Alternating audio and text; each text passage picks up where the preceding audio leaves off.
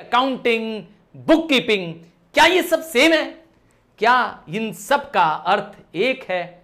तो book keeping book को keep करना है, अकाउंटिंग मतलब अकाउंट्स बताना है, और अकाउंटेंसी मतलब एक सब्जेक्ट है। अरे नहीं नहीं, रुक जा, थम जा, ठहर जा। अकाउंटेंसी एक बहुत वाइड सब्जेक्ट है जिसमें बुक कीपिंग, अकाउंटिंग सब आता है। तो क्या आप जानना चाहते हैं अकाउंटिंग क्या है, अकाउंटेंसी क्या है, बुक कीपिंग क्या है, अकाउंटिंग के एडवांटेजेस, लिमिटेशंस? हाँ, अगर जानना चाहते हैं, कंसेप्ट बनाना चाहते हैं और वो हमेशा के लिए, हमेशा के लिए अपने माइंड में इसको याद रखना चाहते हैं, तो इस वीडियो को पूरा अंत तक जरूर देखिएगा। तो हेलो एंड जय Hind student. Okay, all businessman, जी हर बिजनेसमैन चाहता है वो अपने बिजनेस का प्रॉफिट लॉस क्या हुआ है, उसने जो पैसे लगाए हैं, कैपिटल इन्वेस्ट की है, उसका क्या पोजीशन है at the end of the year, वो लायबल कितना है दूसरों को देने के लिए, या दूसरों से उसे कितना पैसा मिलने वाला है। तो वो सारी जानकारी बिजनेस से रिलेटेड इस अकाउंटिंग से पाता है। इसीलिए अकाउंटिंग बहुत ज़रूरी है। और मीनिंग क्या है अकाउंटिंग? तो अकाउंटिंग की डेफिनेशन जान लें तो मुझे लगता है आपका ये डेफिनेशन अपने आप में सारा एक्सप्लेनेशन है। डेफिनेशन अगर आप याद कर लोगे वर्ड टू वर्ड तो आपको कैरेक्टरिस्टिक्स याद नहीं करना पड़ेगा। ठीक कह रहा हूं मैं। American institute of certified public accountants, हाँ, इस इंस्टीट्यूट की ये डेफिनेशन है, आपको याद जरूर कर लेनी चाहिए। तो accounting is art of recording, पहला टर्म आर्ट ऑफ रिकॉर्डिंग है। दूसरा, क्लासिफाई करते हैं, तो सबसे पहले हम लोग अकाउंटिंग में रिकॉर्ड मेंटेन करते हैं। जो भी ट्रांजैक्शन हुआ है उसको क्या कर लो, लिख लो, रिकॉर्ड मेंटेन कर लो। फिर उसके बाद क्या करो, उन रिकॉर्ड्स को अलग अलग करो। ठीक है ना? जो रिकॉर्ड कैश से रिलेटेड है उसको कैश में ले जाओ, जो रिकॉर्ड परचेज से रिलेटेड है उसको परचेज में ले जाओ, सेल से रिलेटेड है सिमिलरली क्लासिफाई करना है। और क्या करना है, उन सब क्लासिफिकेशन करने के बाद उनका टोटलिंग करना है, उनका सम टोटल बताना है, और वो भी एक सिग्निफिकेंट तरीके से बताना है। और ये सब कुछ होना चाहिए मनी के टर्म्स में। याद रखिएगा, मनी के टर्म्स में सारे चीज़ों को रिकॉर्ड करना है, मॉनेटरी टर्म्स में रिकॉर्ड होना चाहिए। और क्या रिकॉर्ड करते हैं? ट्रांजैक्शंस रिकॉर्ड करते हैं, इवेंट रिकॉर्ड करते हैं। सर ये ट्रांजैक्शंस और इवेंट क्या होते हैं? बने रहिएगा, मैं बताऊंगा जरूर। और ट्रांजैक्शंस और इवेंट को रिकॉर्ड करते हैं which are in part or at least of financial character. तो जो भी ट्रांजैक्शन बिजनेस में, any event which relates to change in the position of asset and liability is called as a transaction. जिसकी वजह से business में कोई economic activity को रिकॉर्ड किया जा रहा है वो आपका एक ट्रांजैक्शन है। और उस ट्रांजैक्शन को जो फाइनेंशियल करेक्टर के नेचर का है उसको रिकॉर्ड करते हैं, और उसका अंत क्या करके, क्या फायदा होगा रिकॉर्ड करके, भाई क्या फायदा होगा, सारी चीज को एक जगह लिख करके भर दें कि इतने का खरीदा, इतने का बेचा। तो हम चाहते हैं इंटरप्रेट करना। क्या बताना चाहते हैं? रिजल्ट्स को बताना चाहते हैं। फाइनली हमारे पास कितने हाथ में पैसे बचे या हमारे हाथ से पैसे कितने गए, यही तो हर बिजनेसमैन जानना चाहता है। यही काम करता है अकाउंटिंग। आइए, अभी तो आपने समझा डेफिनेशन, और आपको समझाने जा रहे हैं कैरेक्टरिस्टिक्स ऑफ अकाउंटिंग। और अकाउंटिंग का सबसे पहला कैरेक्टरिस्टिक्स है कि अकाउंटिंग खुद में एक आर्ट भी है और साइंस भी है। आर्ट, हाँ, तबला बजाने आता हो किसी को, आर्ट है। किसी को डांस करने आता है, आर्ट है। तो जो चीज़ परफॉर्म की जाए, जो चीज़ एक्चुअली में क्या हो, स्किल हो, वो एक आर्ट है। और साइंस, हाँ, साइंस मतलब होता है डिस्टिंक्ट बॉडी ऑफ नॉलेज। हाँ, एक सिस्टमेटिक तरीके से इसको, नॉलेज को अक्वायर करना होता है। तो क्या ये दोनों फीचर अकाउंटिंग में है? जवाब है यस। अकाउंटिंग आर्ट है क्योंकि ये आपको पहले से ऑब्जेक्टिव पर्पस डिसाइड करके और प्रैक्टिस करके आती है। इसीलिए इस अकाउंटिंग में और अकाउंटेंसी में मैं आपके साथ लगातार आपको एक्सप्लेनेशन भी दूंगा और बोर्ड पर न्यूमेरिकल्स को साथ में कराऊंगा भी, ठीक है। और any organised body of knowledge which is based on certain specific principle is called as science.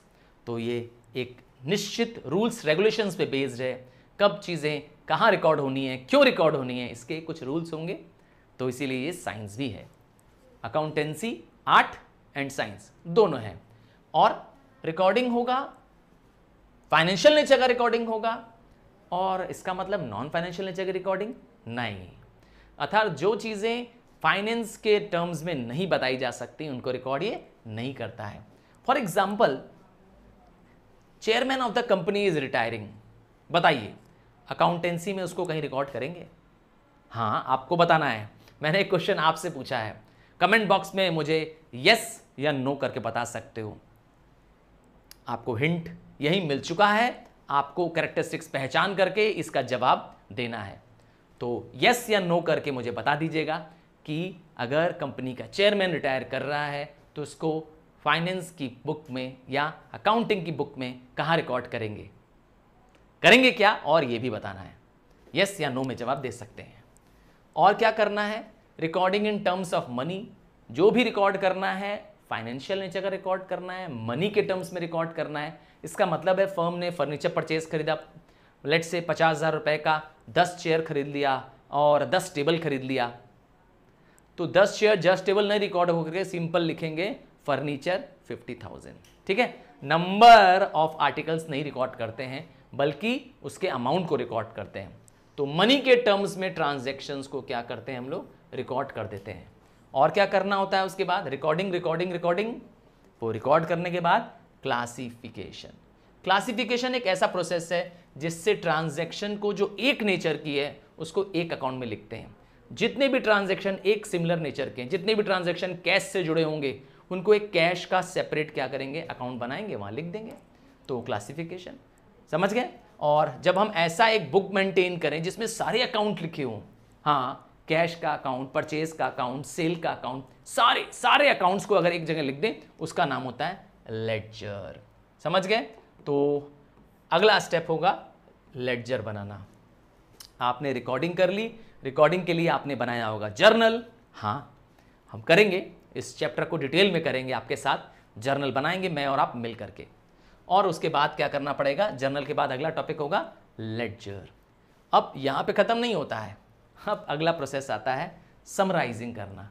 Summarising मतलब होता है कैसे इस लेडजर के बैलेंसेस को हम कैसे क्या करें, अलग एक जगह रिकॉर्ड करके, हाँ, एक अलग जगह रिकॉर्ड करके इसकी टोटलिंग निकाल लें। हम इसे कहते हैं ट्रायल बैलेंस बनाना, ठीक है। इससे क्या फ़ायदा मिलता है, इससे डाटा अंडरस्टैंडेबल आ जाती है और यूजफुल टू मैनेजमेंट हो जाता है। इसके लिए हमने बताया कि ट्रायल बैलेंस मैनेजमेंट को बहुत हेल्प करता है, क्योंकि इसमें सारे लेडजर का बैलेंस होता है। इन लेडजर का बैलेंस रिकॉर्ड कर देते हैं ट्रायल बैलेंस में। ट्रायल बैलेंस एक स्टेटमेंट है जो डेबिट्स में और क्रेडिट्स के बैलेंसेस को रिकॉर्ड करती है लेडजर के। एंड में क्या होता है, ट्रायल बैलेंस के टोटल्स यूजुअली टैली कर जाते हैं, जो ये शो करते हैं कि अर्थमेटिकली हमारे सारे ट्रांजैक्शंस सही हुए हैं, ठीक है। अर्थमेटिकल एक्यूरेसी को चेक करने में मदद करता है। और क्या आता है कैरेक्टरिस्टिक्स में, तो और आते हैं इंटरप्रिटेशन ऑफ रिजल्ट। जब आपने ट्रायल बैलेंस बना लिया तो उसके बाद क्या, उसके बाद आता है अगला स्टेप, अगला पड़ाव है ट्रेडिंग अकाउंट बनाना, प्रॉफिट एंड लॉस अकाउंट बनाना। ये दोनों हेल्प करते हैं फर्म को इनकम जानने में, इसीलिए कई बार इनको इनकम स्टेटमेंट भी बोलते हैं। ठीक सुन रहे हैं आप। और लास्ट में बनाना पड़ता है आपको बैलेंस शीट, जो कि फर्म के असेट और लायबिलिटी की पोजीशन बताता है। तो ये काम होता है हमारा रिजल्ट्स को इंटरप्रेट करने का, अर्थात हमारे बिजनेस का हमें क्या नतीजा मिला, क्या रिजल्ट मिला इस पूरे मेहनत करने का, साल भर मेहनत करने का। हाँ, ओनर जानना चाहता है, क्यों नहीं। आपने पैसा लगाया है अपने बिजनेस में, क्या आप जानना चाहते नहीं हैं कि आपके बिजनेस में आपको फायदा हो रहा है कि नुकसान हो रहा है। पूरे साल भर आपने मेहनत की, जरूर जानना चाहते होंगे। तो ये बताता है अकाउंटिंग। और लास्ट, कम्युनिकेशन करना, अर्थात उस रिजल्ट को जो उस रिजल्ट के यूजर हैं उन तक उसको रिजल्ट पहुंचाना। सिर्फ रिकॉर्ड कर देने से नहीं होगा। अगर गवर्नमेंट को नीड है आपके रिजल्ट्स की, आपके अकाउंटिंग की, तो आपको गवर्नमेंट को भी देना पड़ेगा। हाँ, गवर्नमेंट को टैक्स के रूप में आपकी जानकारी पहुंचती है कि नहीं पहुंचती है? Government GST for example business firm से कलेक्ट करती है, तो उनको अकाउंटिंग करना पड़ता है, तो उनको कम्युनिकेशन करने के लिए अकाउंटिंग की ज़रूरत पड़ती है। अब आता है ऑब्जेक्टिव्स ऑफ अकाउंटिंग। क्या पर्पस है अकाउंटिंग का? हाँ, अकाउंटिंग क्यों करते हैं? तो सबसे आसान होगा, अकाउंटिंग इसलिए करते हैं क्योंकि हमें रिकॉर्ड मेंटेन करना चाहते हैं, क्योंकि हमारे पास अगर बिजनेस के रिकॉर्ड्स नहीं होंगे, ट्रांजैक्शंस नहीं होंगे, तो कल को हम किसी पार्टी से पैसा कलेक्ट करने जाएंगे, किस बेसिस पे कलेक्ट करेंगे?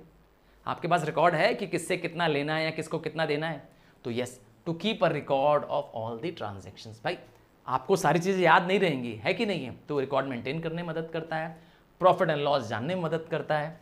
याद रखिएगा, प्रॉफिट एंड लॉस जानने के लिए आपको बनाना पड़ता है ट्रेडिंग अकाउंट और प्रॉफिट एंड लॉस अकाउंट। पहले ट्रेडिंग बनेगा और बाद में बनेगा प्रॉफिट एंड लॉस अकाउंट। और क्या बनाना पड़ता है, क्या करना पड़ता है? अगर आप ये भी जानना चाहते हैं कि प्रॉफिट एंड लॉस हुआ, क्यों हुआ, क्या कारण था उसका, वो भी आपको क्या करेगा, अकाउंटिंग बता सकता है। हाँ, आपके बिजनेस में किन किन चीज़ों में आपको प्रॉफिट आ रहा है, ये सब जान जा सकते हैं।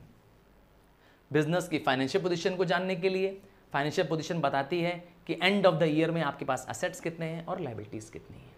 आपके पास जो आपकी प्रॉपर्टी है, आपका जो बैंक बैलेंस है, आपके पास जो कैश है वो कितना है, और आपके पास जो कर्जा है वो कितना है। ठीक है, ये फाइनेंशियल पोजीशन भी बताता है आपका अकाउंटिंग। और क्या करता है, असर्टेन करता है, हेल्प करता है फाइंड करने में बिजनेस की प्रोग्रेस। आप अपने 2, 3, 4, 5 साल पुराने अकाउंट्स को देख करके, आज के अकाउंट्स को देख करके अपने आप में क्या इंप्रूवमेंट हुआ, आप बिजनेस में ऊपर जा रहे हो, आपका बिजनेस नीचे आ रहा है, ये देख करके बता सकते हो। प्रोग्रेस है कि नहीं है जान सकते हैं, डेफिनेटली जान सकते हैं। और क्या कर सकते हैं, कोई एरर हुआ है, फ्रॉड हुआ है, क्योंकि सब चीज़ ऑन पेपर है, ऑन रिकॉर्ड है, आप क्रॉस चेक, क्रॉस वेरीफाई कर सकते हो, तो इसलिए एरर एंड फ्रॉड को भी चेक किया जा सकता है। और क्या कर सकते हैं, अलग अलग पार्टीज को मैंने पहले ही बताया था, इंफॉर्मेशन चाहिए होती है। मैंने बताया ना, आपका सीए आपके जो अकाउंट्स मेंटेन करता है वो गवर्नमेंट को पेश करता है। हाँ, उसी बेसिस पे आपका इनकम टैक्स, उसी बेसिस पे आपके जीएसटी और अदर टैक्सेस लगते हैं। चलो, अब तो आ गया वो शब्द जिसको मैं पूछ रहा था। हाँ, वीडियो के बिगिनिंग में आपसे पूछा था, क्या बुक कीपिंग, अकाउंटिंग और अकाउंटेंसी क्या तीनों एक शब्द है? तो अगर आसान भाषा में बोले, बुक कीपिंग अगर बेटा है तो अकाउंटिंग पापा है और अकाउंटेंसी दादा है। तो सबसे बड़ा कौन हुआ? अकाउंटेंसी। आप अपनी बुक को भी ध्यान से देखेंगे, बुक का कवर पेज भी देखेंगे ध्यान से। आइए मैं दिखा देता हूं आपको आपकी बुक का कवर पेज। हाँ, मेरे पास एक बुक है। हाँ, मेरे पास जो बुक है हाथ में वो ये रही। देखिए, बुक में भी नाम लिखा हुआ मिलेगा आपको, अकाउंटेंसी। ठीक है, तो अकाउंटेंसी दादा है इन सबका। आइए समझते हैं तीनों के बारे में एक एक करके। तो बुक कीपिंग क्या है? Book keeping art of recording है। बिजनेस डीलिंग, बिजनेस ट्रांजैक्शंस को रिकॉर्ड कर दो एक सेपरेट सेट ऑफ बुक्स में। ये है definition as per the J.R. बाटली बॉय। ठीक है, तो इसके अंदर 4 चीजें आती हैं। बुक कीपिंग के अंदर 4 तरह के एक्टिविटीज आती है। पहला है ये पहचानना कि ये ट्रांजैक्शन फाइनेंशियल नेचर का है कि नहीं है। मैंने भी एक क्वेश्चन दिया था आपको आइडेंटिफाई करने के लिए, तो इसका मतलब है मेरा क्वेश्चन बुक कीपिंग से था। मैंने एक क्वेश्चन दिया है आपको कि बताना है आपको वेदर कि if the chairman of a company retire, क्या करेंगे, इसको बुक्स ऑफ अकाउंट्स में रिकॉर्ड करेंगे कि नहीं करेंगे। ठीक है, तो आइडेंटिफाई करना कि ये फाइनेंशियल ट्रांजैक्शन है कि नहीं है। दूसरा ये आइडेंटिफाई करना कि वो ट्रांजैक्शन कितने का है, उसकी वैल्यू क्या है, ये जानना जरूरी है। और क्या करना है, रिकॉर्ड करना है उस ट्रांजैक्शंस को।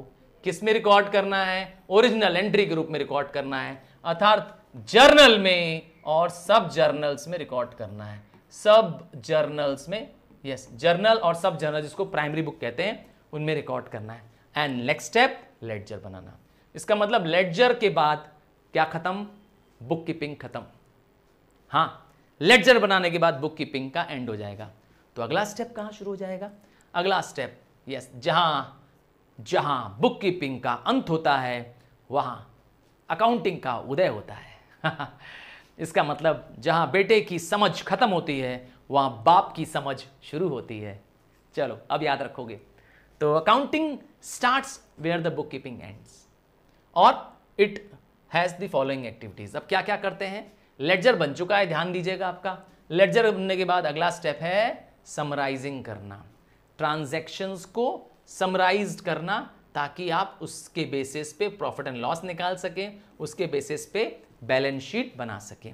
और क्या करना, उसका एनालिसिस करना, स्टडी करना, रिजल्ट्स को इंटरप्रेट करके बताना, कैलकुलेट करके बताना रिजल्ट्स कैसे रहे, है ना, मीनिंगफुल इंफॉर्मेशन उससे निकाल लेना। And last but not the least, communication of information. आप ध्यान देंगे ये सारे वही पॉइंट्स हैं जो डेफिनेशन में या फीचर्स में हमने बताए थे। जो डेफिनेशन याद कर लेगा, ध्यान दीजिएगा, जो डेफिनेशन ऑफ अकाउंटेंसी याद कर लेगा as per the institute of certified accountants, याद है ना जो डेफिनेशन बताई थी, वो अगर याद कर लेंगे तो आपको वही डेफिनेशन बार बार रिपीट होगी। ये सारे पॉइंट्स उसी के अंदर हैं, ठीक है। आइए अकाउंटेंसी के बारे में जाने, दादा के बारे में जाने। तो जहां पर पिता की समझ खत्म होती है, जहां पिता का अनुभव खत्म होता है, वहां दादा जो कि पिता से बड़े होते हैं, उनका एक्सपीरियंस, उनका नॉलेज काम करता है। इसीलिए आ जाता है अकाउंटेंसी, क्योंकि दादा ने बचपन भी देखा है और पिता का रूप भी कभी उन्होंने अपनाया था। कभी तो कभी रहे होंगे ना, कभी वो बेटे रहे होंगे, कभी वो पिता बने होंगे। तो इसीलिए accountancy is systematic knowledge of accounting, पूरे अकाउंटिंग की नॉलेज, है ना। इसमें अकाउंटिंग के प्रिंसिपल्स को जानना, अकाउंटिंग की टेक्निक्स क्या लगने वाली हैं, इनको जानना, सब सब सब कुछ है अकाउंटेंसी। और अगर कोहलर, अकॉर्डिंग टू कोहलर की बात करें, कोहलर एक महान अकाउंटेंट थे, हाँ, उनकी एक डेफिनेशन है, accountancy refers to the entire body of theory. तो जितना भी मैं अभी आपको थ्योरी पढ़ा रहा हूं, हाँ, ये थ्योरी चैप्टर पढ़ रहे हैं ना अकाउंटिंग का, यहां पे खत्म नहीं होने वाला है। ये तो एक स्टार्ट है, ये तो एक बेस है अकाउंटिंग का। आपको पढ़ना पड़ेगा न्यूमेरिकल के लिए प्रैक्टिस। तो अकाउंटिंग की थ्योरी जो एंटायर थ्योरी है, और अकाउंटिंग की थ्योरी को किस तरीके से आप न्यूमेरिकल में अप्लाई करेंगे, ये सब जानना है अकाउंटेंसी का पार्ट, ठीक है। सो वाइडेस्ट टर्म कौन सा है, अकाउंटेंसी। सर्कल में देखना चाहते हो क्या, सर्कल में दिखा दें। अगर बुक कीपिंग ये रही, जो कि सबसे इंटरनल सर्किट है, बीके लिख दिया, तो अकाउंटिंग ये है, ठीक है, ये है अकाउंटिंग। और अकाउंटेंसी सबसे बड़ा वाला है गोला, बाहर वाला मैंने बनाया, समझ गए दादा के बारे में। आइए अब नहीं भूलोगे, पक्की बात है। आइए कुछ सब फील्ड्स ऑफ अकाउंटिंग के बारे में जाने। फाइनेंशियल अकाउंटिंग जो हेल्प करता है बिजनेस को जानने में कि फर्म ने प्रॉफिट कितना कमाया या फर्म का लॉस तो नहीं हो गया। इसके लिए उसको ट्रेडिंग अकाउंट बनाना पड़ता है पहले, और प्रॉफिट एंड लॉस बनाना पड़ता है। हाँ, हर फर्म बनाती है, याद रखना। अगर आपके फादर भी बिजनेसमैन है, हाँ, अगर आपके घर में भी कोई बिजनेस चलता है, तो आपके यहाँ भी जरूर बनता होगा at the end of the financial year, क्या बनता होगा, क्या बनता होगा, प्रॉफिट एंड लॉस अकाउंट। हाँ, पता करके देख लीजिए अपने पापा से, अपने घर वालों से, जो इस बिजनेस को कर रहे होंगे वो जरूर बनाते होंगे सीए की मदद लेकर के। हाँ, कुछ लोग सेल्फ भी बना लेते हैं, या कुछ को जरूरत पड़ती है अकाउंटेंट्स की। इसीलिए मैंने कहा कॉमर्स कॉमर्स कॉमर्स।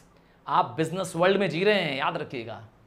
और क्या जानना होता है उनको, सिर्फ प्रॉफिट लॉस नहीं चाहिए, उसको चाहिए फर्म के एंड में फाइनेंशियल पोजीशन जानना है, हमारी क्या स्थिति है, हम बिजनेस में कहां स्टैंड कर रहे हैं, ठीक है। इसीलिए बनाना पड़ता है बैलेंस शीट, फाइनेंशियल पोजीशन जानने के लिए बैलेंस शीट। अब आता है कॉस्ट अकाउंटिंग। कॉस्ट अकाउंटिंग सबको नहीं बनाना होता है, हाँ भाई, सबको नहीं बनाना होता है। फाइनेंशियल अकाउंटिंग तो जो भी बिजनेस कर रहा है सबको बनाना पड़ेगा, क्योंकि सब जानना चाहते हैं कि हम बिजनेस में प्रॉफिट में हैं कि लॉस में हैं। बट कॉस्ट अकाउंटिंग सिर्फ उनको बनाना पड़ता है जो प्रोडक्शन का काम करते हैं, जिनके यहाँ कोई ना कोई गुड्स या सर्विस बन रही है। फॉर एग्जाम्पल, मेरे यहाँ फर्नीचर की फैक्ट्री है, हाँ, मेरे यहाँ फर्नीचर की फैक्ट्री है, तो मुझे तो पहले पता होना चाहिए ना कि मेरे यहाँ सोफा या पलंग, बेड किस दाम में बन रहा है, तभी तो मैं कस्टमर को बता पाऊंगा। तो cost per sofa, cost per bed मुझे पता होना चाहिए, तो इसके लिए बनाना पड़ता है कॉस्ट अकाउंटिंग। कॉस्ट अकाउंटिंग क्या करता है, टोटल कॉस्ट जानने में मदद करता है, और इवन पर यूनिट कॉस्ट जानने में मदद करता है। सबको नहीं बनाना है, बता दे रहा हूं बस, ठीक है। मैनेजमेंट अकाउंटिंग, आजकल एक नया चलन आ गया है, और वो है मैनेजमेंट को कैसे क्योंकि बिजनेस को चलाने वाले जो लोग होते हैं, जैसे फॉर एग्जांपल डायरेक्टर्स, मैनेजर्स, नाम सुना ही होगा आपने, जो टॉप मोस्ट अथॉरिटीज होते हैं बिजनेस के, इनको बिजनेस में रोज नए डिसीजंस लेने होते हैं, रोज फैसले लेने होते हैं। तो ये अपने डिसीजंस क्या करते हैं, कैसे लेते हैं? हाँ, इस नए अकाउंटिंग से, नाम है मैनेजमेंट अकाउंटिंग। हाँ, ये इसका पर्पस है मैनेजमेंट को इंफॉर्मेशन प्रदान करना, ताकि वो टाइमली अपनी इंफॉर्मेशंस देख करके ये डिसाइड कर पाए। जैसे एक एग्जांपल दूं, मारुति कंपनी है, ठीक, क्या बनाती है मारुति? कार्स बनाती है। अब मारुति के मैनेजर को जानना है कि एक हफ्ते में कार का प्रोडक्शन कितना होना चाहिए, एक महीने में कार का प्रोडक्शन कितना होना चाहिए। तो यह प्रोडक्शन कैसे वो डिसाइड करता है? पास्ट की सेल्स देख करके, फ्यूचर का रिकॉर्ड देख करके, पिछले महीने का रिकॉर्ड देख करके। तो ऐसे इंफॉर्मेशंस कहाँ मिलेंगी? अकाउंटिंग में मिलेगी। समझ गए? तो इसका पर्पस है मैनेजमेंट को क्या करना, अकाउंटिंग इंफॉर्मेशन प्रदान करना, ताकि वो मैनेजमेंट की प्लानिंग, मैनेजमेंट की कंट्रोलिंग बिजनेस में अच्छे से कर सकें। और टैक्स अकाउंटिंग, हाँ, बिना आज टैक्स भरे आपको यस गुजारा है नहीं। आपके पास अगर टैक्स के लायक इनकम है तो आपको टैक्स अकाउंटिंग करनी पड़ेगी। टैक्स अकाउंटिंग टैक्स को भरने के लिए बनाया गया अकाउंटिंग है। एक लेटेस्ट अब कंसेप्ट चल रहा है, वो है एसआर, मतलब सोशल रिस्पॉन्सिबिलिटी। क्या लाए थे जो क्या ले जाओगे, खाली हाथ आए थे खाली हाथ जाओगे। अरे सर, गीता का उपदेश नहीं, यहाँ पर बस मैसेज है कि हर बिजनेस, हर फर्म, ऑर्गेनाइजेशन ये सोचती है कि हम समाज से ही तो सब कुछ पा रहे हैं, तो क्या हम कुछ समाज के लिए ना करें? तो बिजनेस अगर सोसाइटी के लिए कुछ करता है तो उसका भी रिकॉर्ड मेंटेन होना चाहिए कि वो सोसाइटी को क्या गिव बैक कर रहा है। बिजनेस अगर फ्री फूड प्रोवाइड किया, हाँ, कोविड के टाइम पे बहुत बिजनेसमैनों ने फ्री फूड खिलाया गरीबों को, बहुतों ने फ्री अपने होटल्स दे दिए रहने के लिए कोविड पेशेंट्स को, किसी ने पैसों से मदद कर दी, किसी बिजनेस फर्म्स ने। तो जिसके पास जो बन पड़ा, क्या था ये? Social responsibility. तो अब सोशल रिस्पॉन्सिबिलिटी का क्या रिकॉर्ड मेंटेन करना, ठीक है, और इसको पता करना। तो ये एक ऐसा अकाउंटिंग है जो आइडेंटिफाई करता है, मेजर करता है, क्या चीज? Contribution of business to society. Business ने सोसाइटी को क्या दिया, इसका एक रिकॉर्ड जानना बिजनेस को होना चाहिए। नाम है सोशल रिस्पॉन्सिबिलिटी अकाउंटिंग। तो अकाउंटिंग एक तरह से कहें तो एक इंफॉर्मेशन है, एक भाषा है। जिस भाषा से आप अपने पेरेंट्स को बात कर रहे हैं, हाँ, वो आपके घर की भाषा है, मातृभाषा है आपकी। हिंदी हो सकती है, इंग्लिश हो सकती है, उर्दू हो सकती है, हाँ, हर की अलग अलग भाषा हो सकती है। वैसे ही बिजनेस में जो भाषा चलती है वो है अकाउंटिंग, ठीक है। तो accounting is the language of the business. अगर आपको गवर्नमेंट को हिसाब किताब देना है तो आप अकाउंटिंग में दे पाओगे, ठीक है। तो बिजनेस में अकाउंटिंग ही चलेगा, समझ गए? तो इसीलिए सबसे इंपॉर्टेंट सब्जेक्ट है। नेक्स्ट आता है कौन कौन यूजर्स हैं अकाउंटिंग के। दो ब्रॉड यूजर्स अकाउंटिंग के बताए गए हैं। पहला इंटरनल यूजर की बात करूंगा। इंटरनल मतलब वो यूजर हैं जो विद इन द फर्म है, अर्थात जिनका बिजनेस पर डायरेक्ट कंट्रोल है, जिनको डे टू डे बिजनेस पे कंट्रोल करना है, वो लोग इंटरनल यूजर हैं। इसका मतलब फर्म का ओनर, हाँ भाई, फर्म का ओनर इंटरनल यूजर होगा अगर फर्म को मैनेज कर रहा है तो। फर्म के मैनेजमेंट करने वाले लोग डायरेक्टर्स हो सकते हैं, कंपनी के बोर्ड ऑफ डायरेक्टर्स हो सकते हैं। तो इनको प्रॉफिट जानना होता है, फॉर एग्जांपल ओनर। तो मैनेजमेंट ये जानना चाहता है कि बिजनेस में क्या डिसीजंस लें, बिजनेस को कैसे और इफेक्टिवली मैनेज करें, इसीलिए उनको क्या करना होता है, अकाउंट्स की इंफॉर्मेशन चाहिए होती है। कुछ एक्सटर्नल यूजर्स भी हैं, हाँ, वो लोग, वो फर्म्स, वो लोग जो डायरेक्टली बिजनेस में इन्वॉल्व तो नहीं है, बट हाँ, वो आपके बिजनेस पे नजर रखना चाहते हैं, जानना चाहते हैं। वो कोई भी वजह हो सकती है, पर मैंने कहा हर एक की वजह अपनी पर्सनल है। हाँ, हर एक की वजह अपनी पर्सनल है। जैसे इन्वेस्टर वो है जो आपके बिजनेस में पैसा लगाना चाहता है। वो ये देखना चाहता है कि आपके बिजनेस में पैसा लगा रहा हूं, आप, मेरा पैसा सेफ है कि नहीं है, क्या मेरे पैसे को इतना आप कमा के दे पाएंगे, रिटर्न कर पाएंगे कि नहीं दे पाएंगे। उसी तरह से क्रेडिटर्स अर्थात लेंडर्स जो आपको पैसा उधार दे रहे हैं। तो शॉर्ट टर्म क्रेडिटर्स जो 1 साल के लिए उधार देते हैं, वो ये जानना चाहते हैं कि मेरा पैसा आपको देने लायक है, आप उसके क्रेडिट वर्दी हैं। वो कैसे जानेगा? क्या कहते हैं? आपके अकाउंट्स को देख करके। हाँ, तुम क्या अपना अकाउंट छपवा देते हो पेपर में? क्या आपकी फर्म छपवाती है? मेरा जवाब होगा, अगर आपकी फर्म एक पब्लिक कंपनी है तो ज़रूर छपवाती है। एक कंपनी जो लिमिटेड कंपनी है वो जरूर छपवाती है, क्योंकि by law it is compulsory for all public companies. याद रखिएगा, सबको, पब्लिक कंपनियों को अपने अकाउंट्स को क्या करना होता है? पब्लिश करना होता है, उनके फाइनेंशियल ट्रांजैक्शंस को पब्लिश करना होता है। समझ गए? तो ये लोग वो यूज़र हैं उसके। इंटरनेट पे इजीली अवेलेबल है, किसी भी कंपनी का नाम का डाल करके आप पता कर सकते हो। हाँ, लॉन्ग टर्म क्रेडिटर्स जो 1 साल से अधिक के लिए लोन देते हैं, वो लोग क्या करना चाहते हैं? वो अपने पैसे को, जिसको हम कहते हैं प्रिंसिपल अमाउंट, जिसको मूलधन कहते हैं, वो देखना चाहते हैं आपके पास सेफ है कि नहीं है, और आप उस पर मुझे टाइम पर ब्याज दे पाएंगे कि नहीं। एम्प्लॉयज़ आपके बिजनेस में नज़र गड़ाए बैठे होते हैं, क्योंकि वो देखते हैं कि आपका बिजनेस ग्रो कर रहा है, तो क्या हमें इस बार हायर वेजेस तो नहीं मिलेगा, हाँ बोनस तो नहीं मिलेगा इस बार। भाई उनका भी तो उम्मीदें बनी हुई हैं आपसे। तो मैंने कहा ना, हर यूज़र अपने लाभ के लिए आपका अकाउंट्स देख रहा है। याद रखिएगा, आपके अकाउंटिंग पे सबकी नज़र है। टैक्स अथॉरिटीज़ टैक्स कलेक्ट करने का चाहते हैं आपसे, आप पे हाउस टैक्स, सॉरी आप पे इनकम टैक्स, आप पे goods and services tax collect करना चाहते हैं। गवर्नमेंट पॉलिसीज़ बनाने के लिए आपके अकाउंट्स को देखना चाहती हैं। इवन सोशल रिस्पॉन्सिबिलिटी ग्रुप्स वाले जानना चाहते हैं कि आपके बिजनेस से एनवायरनमेंट पे कुछ हार्म तो नहीं पहुंच रहा है। हाँ, वो आपके बिजनेस को चेक करते हैं। पब्लिक इन जनरल आपका फ्यूचर प्लान जानना चाहती है, आप भविष्य में क्या करने वाले हैं। हाँ, जैसे आप और मैं, रिलायंस कौन सा नया 5G फ़ोन लॉन्च करने वाली है, कब से रिलायंस की 5G नई स्कीम आने वाली है, ये मैं और आप जानना चाहते हैं, है कि नहीं है? कब से रिलायंस का 5G नेटवर्क लगने वाला है? हो गया जनरल पब्लिक। नेक्स्ट, कॉम्पिटिटर्स भी आपके बिजनेस की स्ट्रेंथ और वीकनेस को जानना चाहते हैं, आपके अकाउंटिंग से पता कर लेते हैं। आइए, ये तो आपने जाना कि अकाउंटिंग के यूज़र्स कौन होते हैं, इंटरनल कौन होते हैं, एक्सटर्नल कौन होते हैं। अब अकाउंटिंग के कुछ एडवांटेजेस। सबसे बड़ा एडवांटेजेस है कि अकाउंटिंग मैनेजमेंट को हेल्प करती है। अकाउंट्स में मैंने कहा हर एक चीज़ रिकॉर्ड में होती है, हर एक चीज़ लिखित में होती है, फाइनेंशियल टर्म्स में होती है, और यही हेल्प करता है उनको आगे का प्लान बनाने में, आगे के डिसीजन लेने में, और इवन बिजनेस को कंट्रोल करने में। अब पिछले साल का रिकॉर्ड देख करके क्या कर सकता है मैनेजर? फर्म के सेल्स को कंट्रोल कर सकता है। अगर पिछले साल की सेल्स ज़्यादा है, इस साल की सेल्स कम है, तो कंट्रोल किया जा सकता है कि नहीं? इसीलिए कंट्रोलिंग ज़रूरी है। और it provides complete and systematic record. क्या देता है? कंप्लीट एंड सिस्टमेटिक रिकॉर्ड देता है। कौन? अकाउंटिंग बिजनेस को पूरे अकाउंट्स का रिकॉर्ड मेंटेन करके देता है, क्योंकि हर एक ट्रांजैक्शन, हर एक एंट्री को रिकॉर्ड करना कंपलसरी है बिजनेस में। और तो और बिजनेस के प्रॉफिट एंड लॉस को जानकारी देता है अकाउंटिंग, आप जानते ही हैं। इसके लिए क्या बनाना पड़ता है? Trading and profit and loss account. Business financial position बताता है, इसके लिए क्या बनाना पड़ता है? Balance sheet.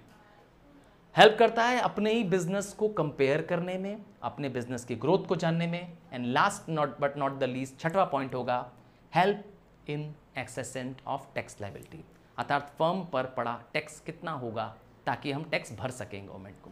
ये भी जानने में मदद करता है अकाउंटिंग, क्योंकि अगर आप अकाउंट्स नहीं बना पाएंगे तो आपको पता नहीं चल पाएगा आपके बिजनेस पे कितना टैक्स है। ठीक है? अब क्या सिर्फ अच्छाइयाँ ही हैं अकाउंटेंसी में? नहीं, बुराई भी है अकाउंटिंग में। जहाँ मीठापन होगा, जहाँ बहुत मिठास होगी, वहाँ पे चींटियाँ भी आने वाली हैं। तो आइए चींटियों से मुलाकात करते हैं। लिमिटेशंस। पहली लिमिटेशन है influenced by personal judgement. Accountancy accurate, yes, पूरा एक्यूरेट नहीं बता पाता है सब चीज़ों को। क्यों? क्योंकि कई जगह क्या होता है, आप पर्सनल जजमेंट लगाते हैं। जैसे कि एग्जांपल है डेप्रिसिएशन कैलकुलेट करते समय। हाँ, जब आप डेप्रिसिएशन को कैलकुलेट करना चाहेंगे तो डेप्रिसिएशन के लिए average life of the asset पता करना होता है। तो लाइफ ऑफ द असेट कम या ज़्यादा अगर आपने ले लिया तो आपका क्या हो जाएगा? आंसर सही नहीं आएगा। इसी तरह से क्या कहना चाहते हैं कि जब आप अकाउंट्स बना रहे होते हैं, सब चीज़ें, yes, all accounts are not specifically clear. ठीक है ना? कुछ आपको पर्सनल जजमेंट लेने पड़ते हैं। नेक्स्ट आता है based on concepts and conventions. Accounts पूरा ही कंसेप्ट्स पे बेस्ड है। कंसेप्ट्स कुछ बेसिक अजम्पशंस होते हैं जिन पे बेस्ड है, और कन्वेंशंस, हाँ, कन्वेंशंस जो रीति रिवाज चले आ रहे हैं, जैसे हमारे यहाँ एक रीति रिवाज है कि हर साल जब दीपावली आएगी तो हिंदू लोग अपना नया कैलेंडर बनाएंगे, नया अकाउंटिंग रिकॉर्ड मेंटेन करेंगे। क्यों? है कि नहीं ये कन्वेंशन हमारा? क्या कहते हो? है ना? नए साल 1 अप्रैल को होता है, पर हिंदू नव वर्ष क्या करते हैं? दीपावली के दिन ओम श्री गणेशाय नमः, ओम सरस्वती नमः, ओम लक्ष्मी नमः। हो गया, इस दिन नया क्या करते हैं? अकाउंट्स बुक मेंटेन करते हैं। हो गया, ये कन्वेंशन है हमारा। तो बहुत सारे ऐसे कन्वेंशंस हैं, कंसेप्ट्स हैं, जिसकी वजह से बिजनेस की प्रॉफिटेबिलिटी और फाइनेंशियल पोजीशन अलग तरीके से डिस्क्लोज होती है। हो सकता है वो रियलिस्टिक ना भी हो। वैसे फाइनेंशियल ईयर का एंड कब होता है ये आपको बताना है। हाँ, आप जानते हैं हमारा फाइनेंशियल ईयर कब एंड होता है? हाँ, एज पर दी नॉर्म्स हमारे फाइनेंशियल ईयर का एंड डेट क्या होता है एवरी ईयर? हाँ, कमेंट बॉक्स में बताओ, मुझे मालूम है आप जानते हो तो घबराते क्यों हो? टाइप करो प्लीज़, ताकि मैं और आपके बीच में वो जो दूरियां हैं मिट पाएँ। क्योंकि जब आप करोगे कमेंट, मैं पढ़ूंगा और मैं ये जान पाऊंगा कि आपको आंसर्स पता हैं, और मैं उन सब कमेंट पे जवाब करना या लाइक करना उनको पसंद करूंगा। ठीक है? और समझ में आ रहा है कंसेप्ट यहाँ तक? तो प्लीज़ एक बार लाइक कर देना इस चीज़ के लिए भी। और लास्ट में क्या गड़बड़ी है, क्या कमी रह गई है अकाउंटिंग करने पर, इतना समझने पर भी कि अकाउंटिंग अभी भी इनकम्प्लीट जानकारी देता है। क्योंकि कंप्लीट इंफॉर्मेशन तो तब मिलेगी जब बिजनेस एग्जैक्टली क्या हो जाएगा? क्लोज हो जाएगा। अब बिजनेस के क्लोज होने का कोई फिक्स टाइम तो होता नहीं है, ठीक है ना? क्योंकि बिजनेस इनकम्प्लीट इंफॉर्मेशन ही देता है। साल के अंत में बिजनेस के पास क्या प्रॉफिट आया, लॉस आया, तब पता चलता है। जबकि हम पूरे बिजनेस का प्रॉफिट लॉस कितना हो रहा है ये कब जानेंगे? जब पूरा बिजनेस कभी ना कभी क्लोज करेंगे, सब कुछ बेच देंगे, है ना? तो तब हमको पता चल पाएगा फाइनली हम कितना प्रॉफिट लॉस कमाएं। ये पूरी जानकारी अकाउंटिंग नहीं देता है। एंड लास्ट एक और कह सकते हैं, बहुत सारी क्वालिटेटिव जानकारियां जो बिजनेस के लिए बहुत ज़रूरी होती हैं। हाँ, उसमें अमाउंट मनी का जिक्र नहीं होता है, पर हम उसको रिकॉर्ड नहीं करते हैं। होती इंपॉर्टेंट है जानकारियां।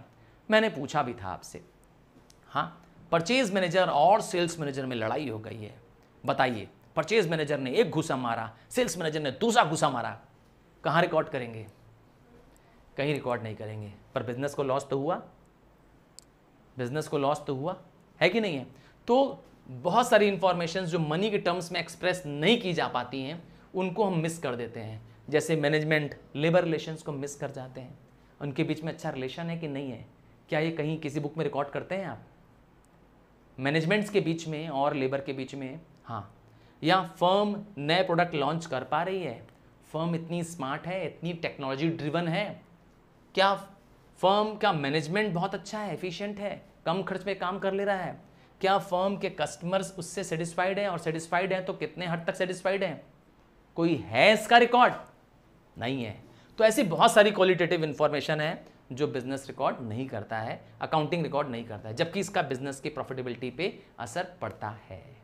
तो इस तरीके से आपने जाना कि अकाउंटिंग के बेसिक टर्म्स, मीनिंग क्या है, बुक कीपिंग क्या है। और मैं आपसे रिक्वेस्ट करूंगा कि अगर आप पहली बार इस चैनल को आए हो तो प्लीज़ प्लीज़ प्लीज़ अपने फ्रेंड्स, क्लासमेट्स को इसको शेयर करना मत भूलिए, क्योंकि I am trying to give you from very basic, एकदम बेसिक से आपका कंसेप्ट क्लियर करूं। और ये प्रॉमिस करता हूं कि आपका मिला सपोर्ट तो मैं सारे लेसन्स को 1 बाय 1 आपको डिजीबोर्ड पे न सिर्फ एक्सप्लेन करने की कोशिश करूंगा, बल्कि आपके साथ मैं और आप मिल करके लगाएंगे लेसन्स। और इन नोट्स को आप चाहते हैं ये नोट्स मिल जाएं तो प्लीज़ डिस्क्रिप्शन में दिए लिंक को, हाँ, मैंने क्लास 11th के ग्रुप का नाम रखा है रॉकस्टार कॉमर्स, प्लीज़ जाएं और ज़रूर ज्वाइन करें। रॉकस्टार कॉमर्स का एक एक्सक्लूसिव बैच है, और इस बैच में आपको क्या मिलेगा? सारे कॉमर्स सब्जेक्ट्स की जानकारी, इनका लेसन वीडियो, इसके नोट्स, हाँ, इसके नोट्स भी आपको मिल जाएंगे। मैं सारे नोट्स आपको टेलीग्राम चैनल पर सेंड कर दूंगा, इसीलिए do join the Telegram channel rockstar commerce. ये एक्सक्लूसिव चैनल और ये एक्सक्लूसिव जानकारी सिर्फ और सिर्फ आपके लिए। So love you and God bless you, and I want only one favour, please subscribe the channel if you have not subscribed it. Bye from now.